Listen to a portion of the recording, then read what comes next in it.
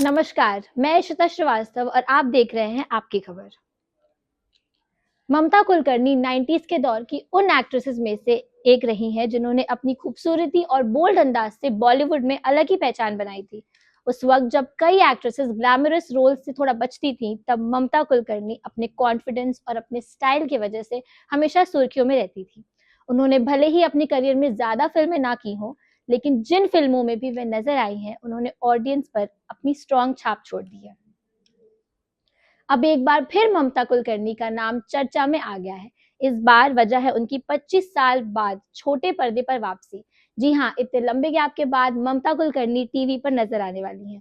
वो Colors channel के popular show laughter chef season 3 में गेस्ट के तौर पर दिखाई देने वाली हैं। इस शो का एक नया प्रोमो सामने आया है जो सोशल मीडिया पर तेजी से वायरल हो रहा है। इस प्रोमो में ममता कुलकर्णी का अंदाज देखकर फैंस काफी एक्साइटेड हो गए हैं। वीडियो में ममता और कॉमेडियन कृष्णा अभिषेक के बीच काफी मस्ती मजाक देखने को मिल रही है। प्रोमो में ममता कुलकर्णी कृष्णा अभिषेक के माथे पर टीका लगाती हैं और इसके बाद कृष्णा भी मजाक के मूड में नजर आते हैं और एक मुट्ठी भर गुलाल लेकर अपने ही माथे पर लगा लेते हैं। इस पूरे सीन के बैकग्राउंड में बॉलीवुड का पॉपुलर गाना मांग मेरी भरो बज रहा होता है। शो में मौजूद बाकी कंटेस्टेंट्स भी इस मजेदार मोमेंट पर जोर जोर से हंसते हुए नजर आते हैं। ममता कुलकर्णी को इतने सालों बाद टीवी पर देखकर उनके फैंस काफी खुश हो गए हैं। सोशल मीडिया पर भी लोग इस प्रोमो पर जमकर रिएक्शन दे रहे हैं। कई फैंस का कहना है कि ममता का दोबारा स्क्रीन पर दिखना उनके लिए किसी सरप्राइज से कम नहीं है, क्योंकि ममता पिछले कई सालों से ना तो किसी फिल्म में नजर आई हैं और ना ही किसी टीवी शो में। दरअसल ममता कुलकर्णी एक वक्त पर बॉलीवुड की सबसे ग्लैमरस और बोल्ड एक्ट्रेसेस में से मानी जाती थी।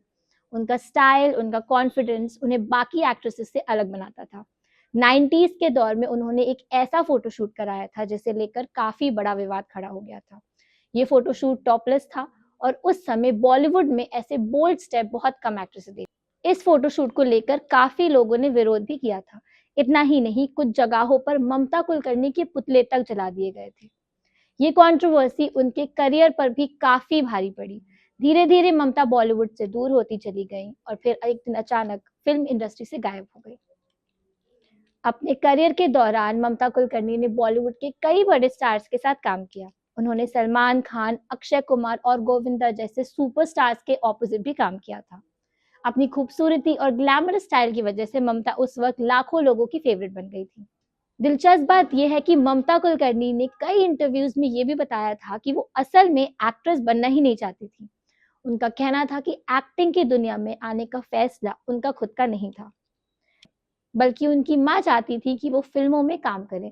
इस वजह से ममता ने बॉलीवुड में कदम रखा था। और अब 25 साल बाद ममता कुलकर्णी की ये वापसी एक बार फिर फैंस के लिए नॉस्टैल्जिया लेकर आई है। अब देखना यह होगा कि उनकी टीवी अपीयरेंस को फैंस कितना पसंद करते हैं। ऐसी ही और इंटरेस्टिंग खबरों के लिए जुड़े रहिए हमारे साथ और देखते रहिए आपकी खबर।